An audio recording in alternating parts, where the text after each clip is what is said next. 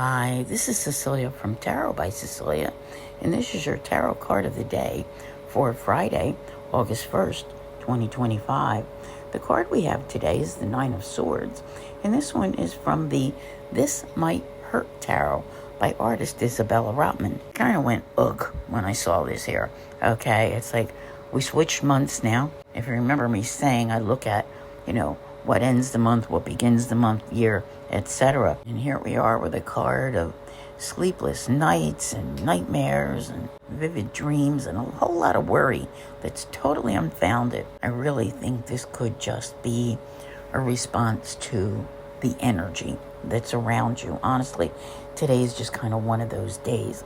Some people don't care for Scorpio energy, all right? It can be very intense.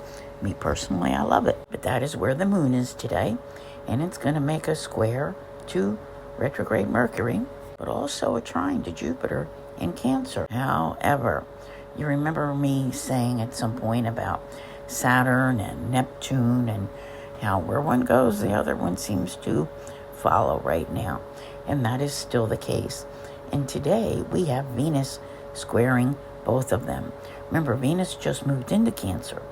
But today, it's squaring both Saturn and Neptune. And we know Neptune can often bring confusion about things, where Saturn can make us feel bad about ourselves and sometimes, just not like we want to feel.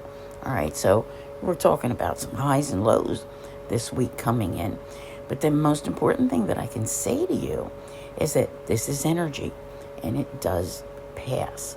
And when we see the Nine of Swords, it wants to remind us that it's better to get that good night's sleep than to lay there and think about every little thing that could possibly go wrong, when you create the scenarios in your own mind. That's the thing here. Thoughts are things. Now, we can't go around and just be all, oh, life is great, life is wonderful, and just be positive and ignore things that are wrong. But on the other hand, we can't dwell on the things which are wrong either, because in our mind, the scenarios tend to be exacerbated, and then it just becomes more than we can handle. And what happens when you don't sleep right? You don't function properly during the day.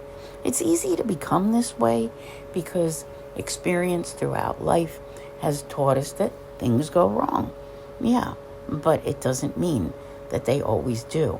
So, stick with the facts. Stick with what is truly happening, not with what you are imagining.